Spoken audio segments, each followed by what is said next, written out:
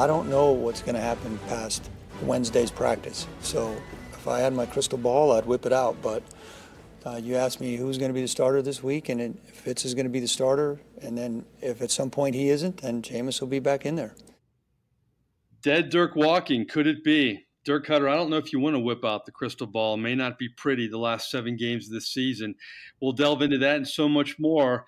Welcome to our podcast here on pewterpirates.com. A few, extra bucks. Roy Cummings, our Bucs insider, will join us in a second, along with Justin Thomas, our esteemed producer. We'd like to thank our title sponsors, House of Brews and Sea Dog Brewing Company. Great brews, great food, great service.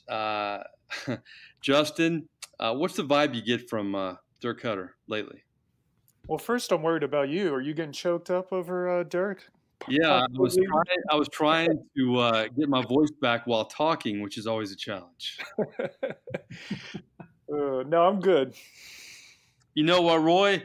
You've covered Dirk Koetter, since he was OC with Lovie Smith. Always opinionated guy. First of all, good to be on with you again. But what's the vibe you're getting from him? You were at the press conference after the game with Washington, and then the subsequent. You've seen some of the clips from Mondays. It just seems like it's not there, man. It's not. Yeah, I think he's beyond frustrated. The Dirk I'm seeing, he's lost a little bit of that cocky edge. I gotta hate to use the phrase defeated because I don't think that's accurate. But he's clearly so frustrated. I think he's kind of at his wit's end. I think he feels like, like last week was just, to me, it's a perfect example of the frustration that's building up. He's got this offense which can produce points and yards seemingly at will, right? He's got a defense that can't stop anybody. All of a sudden last week, the defense finally comes around and the offense can't put the ball in the end zone. And they can't even kick a field goal to keep it close. I mean, that's how it's like. I think he feels like it doesn't matter what I do anymore. Everything goes against us, and I think he's just kind of ridiculously frustrated and lost as to what the next move should be. And I've heard some people criticize him, for saying I didn't have a great message for the team. I don't know what to say. I don't know what the answer is. I think he's just being honest, because let's face it, none of us know what the answer is. We've seen this go on now for weeks, and none of us really can tell. Okay, what's the fix? Because if it was obvious, you would just make that fix, right? Well, it's not that simple, and I think Dirk's having a hard time accepting that it's just not that simple. I think the Bucs personify that the numbers don't always tell the story. Number one offense in the NFL still. Number one passing offense in the NFL still. Tony Dungy had a great point on Twitter, Roy. The Saints had 509 yards. They scored 51 points. The Bucs had 501 yards and score 3 points. How does that happen? It seems impossible to me that you could go up and down the field that many times and end up with 1 field goal. Well, it happens when your kicker misses 2 field goal attempts. You have a quarterback who fumbles the ball in the red zone once, throws an interception in the red zone another time. You have a center who snaps the ball behind the quarterback for a 15-yard loss from the 14-yard line, forcing yet another field goal try. When you have a running back run into the 18-yard line and then have the ball popped out of his arm so hard that it turns into a touchback because it goes into the end zone. That's how you explain it. Now, how does all that happen? That's the one that really makes you wonder because, again, we've used the word, or the phrase, I guess it is, snake bit in this podcast before because it's what it seems like with Dirk Koetter right now. He seems a little snake bit. It's like no matter what he does, it works against him. You would think, maybe this tide is going to turn somehow, that, maybe from this point on, everything's going to go their way. And maybe it will. That would be miraculous. But right now, it doesn't matter what they do. It seems to go against them. Well, I referenced the dead Dirk walking. We had him open the podcast with his comments on the quarterback situation, and he mentioned the crystal ball. I'm not sure if that crystal ball looks that well right now. And, you mentioned all the reasons they didn't score and didn't capitalize off having 501 yards. Here's what Dirk Koetter said about the red zone problems, and he says it's not one thing. We had 2 turnovers. We had a sack in the red zone. We had a holding penalty in the red zone. We had a shotgun snap slip out of the center's hand for a big loss in the red zone. We had 2 drop passes in the red zone. I don't see the common denominator there. And there's a couple plays I'd like to have called different if I could call them again. Yeah, see, I didn't even hit on all of them. I forgot about the 2 drop passes. Mike Evans, a drop pass in the end zone, not the red zone, in the end zone, was one of them. A drop pass by Cameron Brate in the red zone, but a drop pass by Mike Evans in the end zone with 3.5 minutes left to play, because the next play was the fumble by Ryan Fitzpatrick in the fourth quarter, where if they score there, you're in a position where all you got to do is play defense like they'd been doing, go down and score again, and you win. So that's just how baffling this whole situation is for these guys. All right, he mentioned play calling. This is the common refrain this season. Who's going to play quarterback and who's calling plays? Is it Dirk Koetter or Todd Monken? Well, I think he surprised many people by saying he called the plays against the Washington Redskins, and Dirk Koetter talked about that on Monday. Well, I've been thinking about it a lot, and I think Todd Monken has done a terrific job calling the plays. That's why he's continued to do it. But in this game, I just felt like the type of game it was going to be based on Washington's offense. I thought that we needed to try to control the clock a little bit more and try to get our defense, give our defense a little bit of time, maybe less time on the field. That maybe we needed to try to run it a little bit more and use our RPOs a little bit more. So that was the main reason behind it. Is it a case of Dirk just saying, you know what, everything's going bad, I'm going to take the bull by the horns? But you know what, Roy? We've talked about this in the last podcast. The defense wasn't, the 85 Bears last Sunday, but they were better and they played good enough to win. It's just a curious time when you have the number one, statistically anyway, offense in the NFL. All of a sudden you grab the reins. It's just, to me, it's weird. It is weird, but for a moment here, let's take Dirk at his word, and let's say that his reasoning is absolutely on the mark. That's exactly what it was, that he thought that, hey, I want to see us run the ball a little bit more early on, keep our defense fresh throughout the game, that kind of thing. It worked. From that standpoint, it worked. I noticed early on in the game that they were certainly trying to establish the run much better than they have in previous games. They got a little bit better game and maybe one of the best games of the year out of Peyton Barber as a result. Had some nice sizable gains in the running game, very balanced offensively, moving the ball, at least, between the 20s. So that part worked. And as far as if this was designed in some way to help the defense stay fresh and be more effective, well, it worked. Like you said, no, not the 85 Bears, not the 99 Bucs. But at the end of the day, it was one heck of an effort there by that defense. It was the defense that kept them in this game and gave them a chance. So it worked from that standpoint. Now, do I buy that was the whole reasoning? Part of me thinks that this was a move designed primarily out of preservation, him trying to preserve his job and say, look, if I'm going down, as everybody seems to think, I'm going to go down doing it my way. I'm not going to have any regrets. I think I'm a pretty good play caller, and I'm going to play. And I'm going to call the plays. If I'm going down, I'm calling the plays. All right, I'm all about positivity, Roy. I hate being negative all the time. We're kind of realists, though, in a lot of ways, in terms of how we present the facts here on our podcast. But I think the one positive thing, I'm going to bring this up, is the new place kicker. When Cairo Santos, the former Luke Rosa Award winner, at one time when he was healthy, hit 7 field goals in one game for the Kansas City Chiefs. I like this guy. I think he could be finally, I don't know if it's too late, but I kind of like to, if he could be healthy, I like to see what he can do here in the coming weeks. Yeah, look, I'm with you. I mean, I hope he can somehow regain, his own personal magic. The thing I wonder is, if he's that good, why is he out on the street? Yeah. It's not like this league doesn't, it's not like Chris Catanzaro was the only kicker in the league struggling. he's like the fourth or fifth to lose his job this year. So, I just have to wonder if this guy's that good. Why is he out there? I know the Bucs brought him in a couple weeks ago, looked at him and a couple others, but then he was the one they liked the most. They probably looked at the same tape you saw and said, "Hey, look, this guy's still got something." And you know what?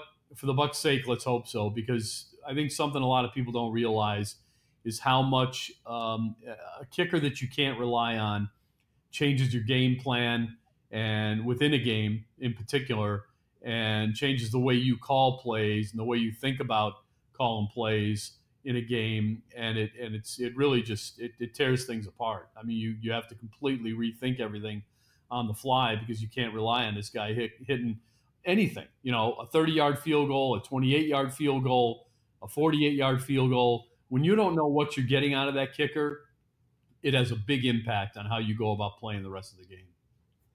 Yeah, your man Canton Zero, we dubbed him the last podcast. There was a report that he was warming up for a kick on the sidelines, and he actually missed the net, and the ball flew up, and the equipment guys had to go chase the ball. So it's been that kind of season for the Bucs. Well, I heard that report. I didn't see that at the stadium on Sunday, but I heard the report the next day. I don't know if it's accurate, but hey, somebody calls up and says something on the radio, and it's taken as gospel a lot of times. I'm not saying it this wouldn't was one. surprise me, though. It wouldn't surprise me.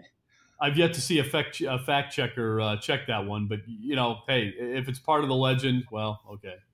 The legend, the mighty Chandler Canton Zero. I'd like to commend you, Roy, and you, Justin. You guys have done some really good work over the past couple of weeks. You have forced as many turnovers as the Bucs defense. I'd like to congratulate you on that. What the hell's going on with that? I mean, how you would think at one point a tip ball or something. I mean, this is almost unprecedented stuff here. Again, it's one of those things where I think it's part of Dirk's frustration is he looks at it and he says, how do we not have a takeaway? And what is it? We're going on like 28 quarters straight or something like this. It's unconscionable that this has happened. He pointed out yesterday that there were a couple of plays. One ball was tipped and it didn't go their way. Another one actually went into the safety's hands and he couldn't secure it. It's like, they just can't seem to get it right. I mean, they just it's mind-boggling. It's mind-boggling. As I've said before, at some point you would think just, somebody's just going to drop the ball, It's not like they're not trying to get takeaways. Certainly they're grabbing at the ball. It's one of the reasons I think they missed some tackles is because, they're so focused on trying to take the ball away that they're grabbing at it before they're grabbing at the player and, that kind of thing sometimes. But it's just, but I can explain one of the reasons why, particularly in terms of interceptions, when you don't have a pass rush and quarterbacks have time to, deliver the ball on time in this league, step into their throws, they're not going to be too inaccurate. So what you need to make those interceptions happen in particular is you need a pass rush and tighter coverage. And the Bucs have, for the most part, all season lacked both of those. Let's hear what Dirk Koetter had to say about this mystery that is the Bucs' lack of takeaways. Turnovers are killing us right now. We're minus 19. We're last in the league. 13 in the last 4 games. 13 turnovers and no takeaways. So that's by far the number one thing that's hurting our team. And you and I've talked about it many times. On every turnover has its own story. If there was one thing to it, it would be easy to fix. But as a team, we're turning it over too much and not getting any takeaways on the other side. No doubt about it. It's been the story of the season so far. Well, we've talked about Dirk Koetter's future on this football team and really Jason Light as well. It seems after the game, the players, when asked about Dirk Koetter, were behind him, and Dirk Koetter was asked about the players supporting him, and here's what he had to say. I can't say I don't appreciate that, but again, this is a results business, and we all know that that's just how it is. They're business decisions made. He just doesn't seem. Every answer, it's almost like a self-fulfilling prophecy in a way, Roy. Yeah, but at the same time, it's a bit of a loaded question. I know. Yeah. What are they going to say? It's not. I mean, maybe if we caught him on Uber during an Uber ride, on the road one weekend, like we did with the Ottawa Senators penalty killers, maybe we'd get a little bit more realistic opinion how they feel about Dirk. I'm sure there's guys in there who are frustrated, who maybe want him fired, maybe think that he's not doing a good job, and I'm sure there's a camp that believes it's not on Dirk at all. It's on the players. In fact, I know there's a camp. That should be the largest camp, is that this is on the players, because at the end of the day, it is. It's on the players. I'll tell you this: Dirk's got a better track record as an offensive coordinator and play caller, and not as a head coach necessarily, but in what he truly does best, call plays, design offenses, that kind of thing. He's got a much better track record than almost anybody on this football team has as an NFL player.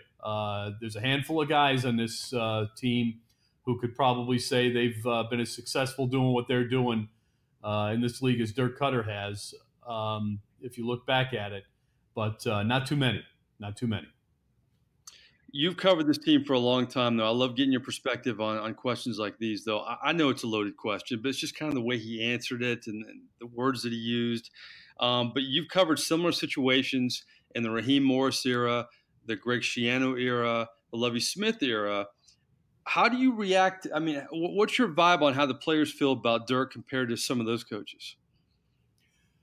Everybody seemed to love Raheem. Mm-hmm.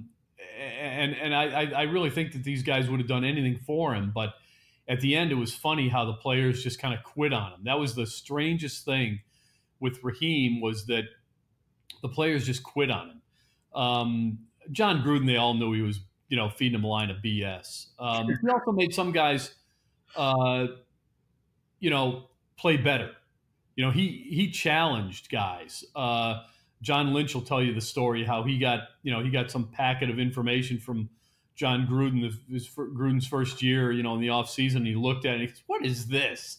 And he realized, it's John Gruden's trying to make him better. That's going to get him to do more.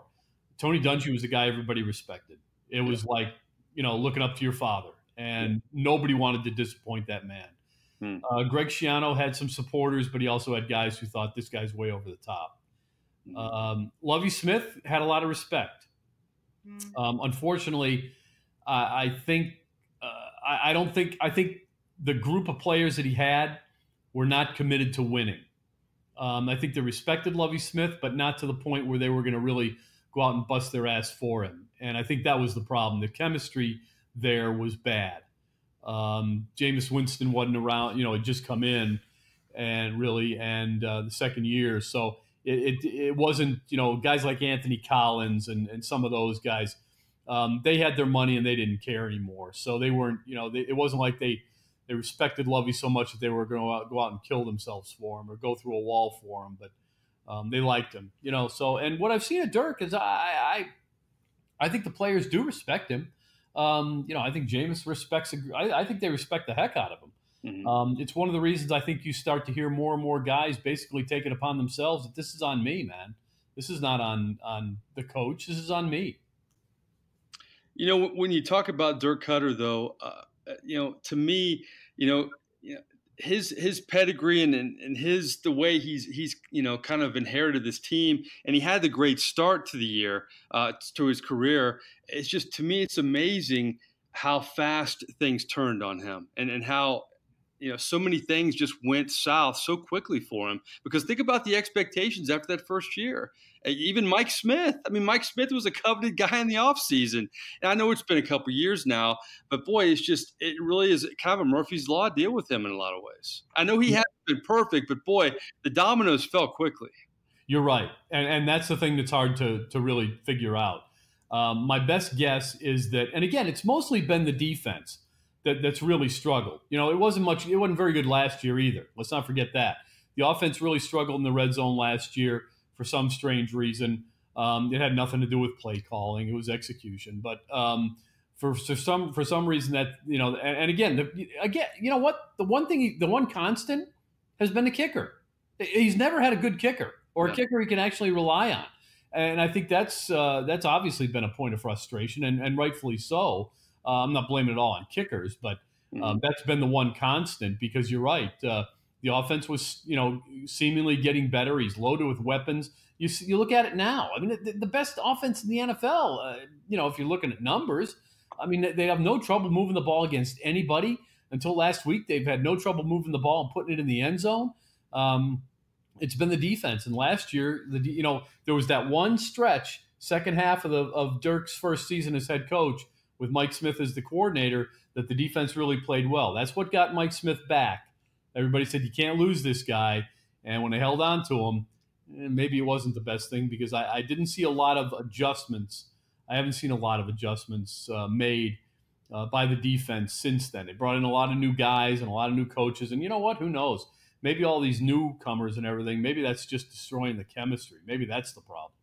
Yeah, you talk about Uber riding with the players. If you Uber ride with Dirk, I'd love to get his reaction on how Marcus Mariota's kind of turned his career around the last couple of weeks, especially with that win against the New England Patriots, because that was kind of his guy. I think he wanted him more than Winston, didn't he?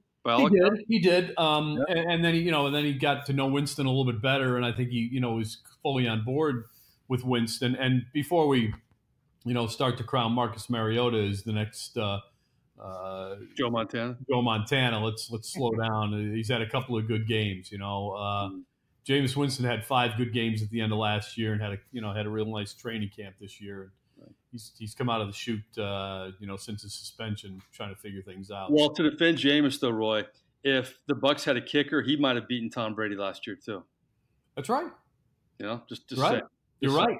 You're absolutely right. And I'll say this: that to me, I will probably point to as the turning point in the Dirk Koetter era. This was a very good football team with him as a head coach that first year. Last year, it wasn't a great start, but they were in a position where they were in a position to beat the Super Bowl champs or the Patriots, at home, and the kicker couldn't get the job done. And boy, oh boy, where have we heard that before? Yeah. The Glazer family, everybody's calling for, I hear a lot of fans, even some in the media, local sports talk here, saying that they should just get rid of Dirk now. That's not the Glazer style, though, for the most part, is it? No, it's not. And that's why I actually had to laugh today. I heard somebody on one of the local radio stations saying just that. I don't understand why. And it was a host, somebody who you expect, not a host, it was someone who was being portrayed as a Buccaneers insider. I've never heard the guy, so I don't know who he is, but saying that, I think maybe they might give him a couple weeks and then they'll make a move. Like, no, you don't understand. That's not the Glazers, man. They don't do that. Right. They are very patient, much to the frustration of the fans oftentimes about how they do deal with their head coaches. I mean, don't forget, we thought Lovie Smith was free and clear. We thought John Gruden was free and clear. They're not necessarily Black Monday guys either. So who knows? I think this is going to be a Black Monday move if things keep going the way they have so far. If there's not a major turnaround, but you never know with the Glazers. They play it different. They hold it really close to the vest. No one knows. Well, before we get to 3 and out, I want to address one other thing. Obviously, Cairo Santos was picked up. Chandler Catanzaro was cut this week, but Levante David has an MCL sprain. They bring back Kevin Mentor. Boy, if they lose David, they've already lost Alexander. I mean, this defense is it's scary how bad it could be if they lose David. Well, that's another thing. Nobody's going to give you a pass because of injuries, but this team's been beat up. Look, I still think that one of the biggest problems with the defense is the fact that the secondary, you're missing 3/4 of the projected starting secondary, and some of them aren't great players. All right, Chris Conte's not great, Vernon Hargrave's not great, but they're the best this team has. And when you lose guys like that, I think it really affects you. And, I think this team I think those guys were probably worth a victory or two. And imagine this team with 2 more victories. Maybe we're probably all talking about it a lot differently. And maybe one of those victories was this past week. Who knows? Those are that's been a big loss. Man, so many dominoes falling in the Dirk Koetter era. Well, Justin, you know what time it is, right? Certainly do. Let's do it.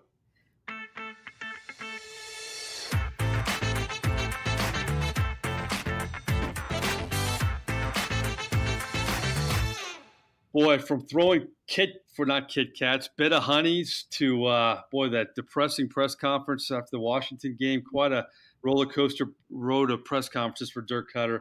All right, if you're the Glazer family and it just keeps going like it seems to be going, and you have these three finalists to pick from after the big search, Roy Cummings, who do you pick to replace Dirk Koetter? John Harbaugh, Jim Harbaugh, or how about the spunky Josh McDaniels? Josh McDaniels is not even on my call list, okay?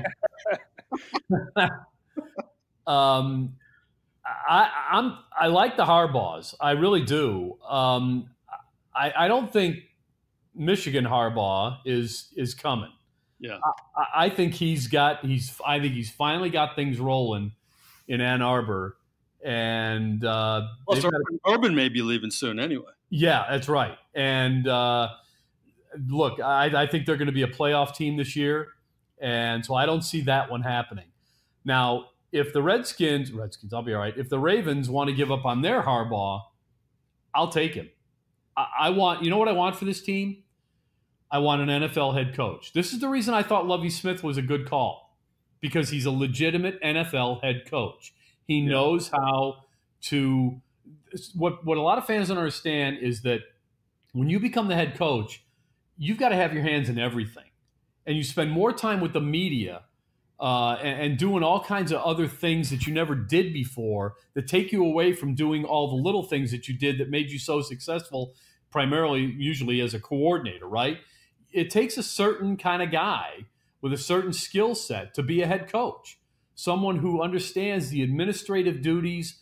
He's involved in all the meetings. He's not just focused on one position or one group. He needs everything. That's a professional head coach. There aren't many of them out there. But I think both Harbaughs are one of them. But I'll take John. If he's available, I'm jumping all over it, if he'd come. You know, John's kind of in trouble in Baltimore. If they keep struggling, the guy's won a Super Bowl. I think he's a better coach than Brian Billick, who was kind of won Super Bowl and then he left and never coached again. I think John has a proven track record, and it could be a good, time for him to make that change, kind of parachute here and start over again. So yeah, I think out of all the names I've heard, we've talked about Dirk Koetter kind of being that hot, coordinator when the Bucs hired him. It's always risky with those guys. I'd rather have a guy who's won before and has won for a long time. It's funny. I cover the New Orleans Saints, and they had 3 straight 7-9 seasons under Sean Payton. I was frankly surprised the Saints re-upped him as long as they did, but he's kind of like Joe Madden. You win a Super Bowl in New Orleans, it's like winning a World Series in Chicago. You have a little more time, and that paid off for New Orleans. I think if you have a guy who has a track record and has a specialty, and John Harbaugh is the kind of guy who has a specialty too in terms of special teams and doing what he's done throughout his career, I agree with that. All right, our second question in our 3 and out 3 questions, and we're out of here in this podcast. Which hex is more powerful, in your opinion, in terms of the history of the Bucs, Roy? The Matt Bryant hex or the Doug Williams hex? I'm going to say the Matt Bryant hex because I think they've overcome the Doug Williams one. I mean, they got to the playoffs. They were one of the best teams in the NFL for almost a generation of players, at least, with Tony Dungy there and John Gruden winning the Super Bowl, obviously. But they never had a franchise guy ever. It looked like a couple were going to get over the hump, and they never did. That's the weird thing. But part of that is because they never had the patience. Yeah. To stick with a guy. Several quarterbacks have left this organization and gone on to do some pretty good things.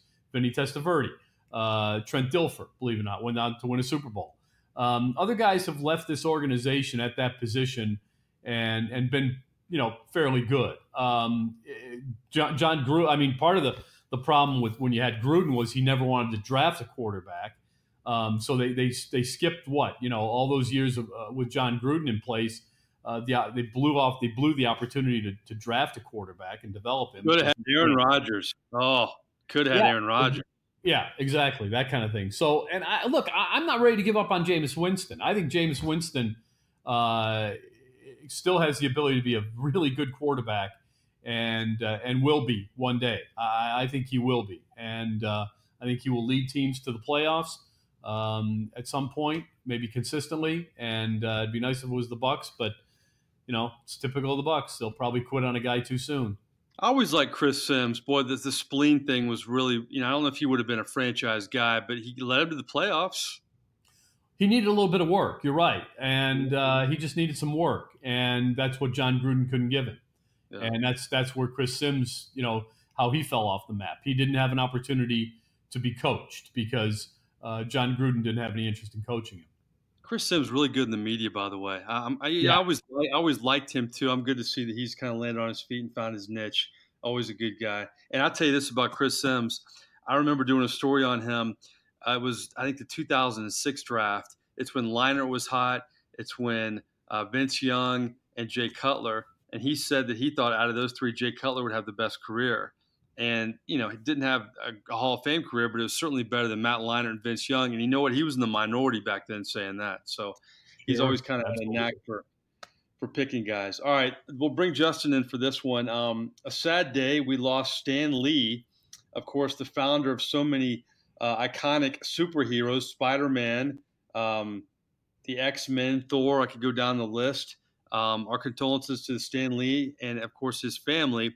But I want to pay tribute by asking both you and Justin, who is your favorite superhero of all time? I guess for me, you didn't know that was coming today, did you? No, I didn't. That's a good one. I guess for me, it would probably be, I guess I liked Spider-Man just because he was he was looked down upon by everybody and he somehow developed this superpower and kind of showed everybody, hey, don't go picking on the little guy, man. That's not good. I kind of like that idea, that story. I always liked his outfit. I thought that was cool. And anybody who could swing on little wires and stuff, or shoot out spider webs from his hands and use them like they're vines in a jungle. That's kind of cool. So I liked him. Our producer Justin Thomas, he talked me out of a multiple choice question. We just wanted to leave this open ended. So with that said, Justin, who's your favorite superhero? Well, before I give my answer, I'm curious, what was your multiple choices? What were they going to be? Well, I'll say it after we all give our answers. Oh, okay. I'm going to go with I don't want to taint your answer. So. Well, I figured who you had as your multiple choice wasn't going to be who is my favorite, which is why I pushed to go open-ended. But my favorite is Daredevil. I've always liked the idea of a blind superhero. I love Frank Miller's run of the comics, the way he drew him, the way he wrote. Huge fan of Daredevil. That would not have been in the multiple choice. See, I figured. No wonder he talked you out of it, because that's a dark horse selection there. I'm gonna go check that out, man. I don't know too much about that. That's good stuff. I didn't, I like it though. Yeah, I do too. I was gonna say Spider-Man, Superman, and Batman. To me, those are kind of like the Mount Rushmore of superheroes. And if I have to pick one of those three, I would pick. I always like Superman because I always like the movies. I like Christopher Reeve and the whole Clark Kent Superman, that whole plot. That's I'm not a big superhero guy, but to me that's the one I always kind of liked. Yeah, I was never much of a superhero guy either. But I certainly I like the Superman TV shows back in the day. I'm old enough to have watched those. The Batman shows, with Adam West, and that was cool. I always liked that. But Spider-Man was special, man.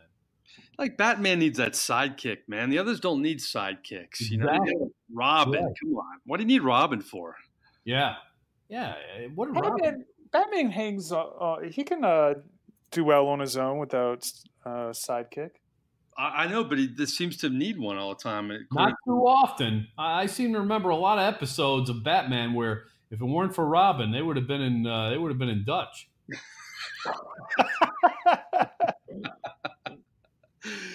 Oh, that's good stuff, man.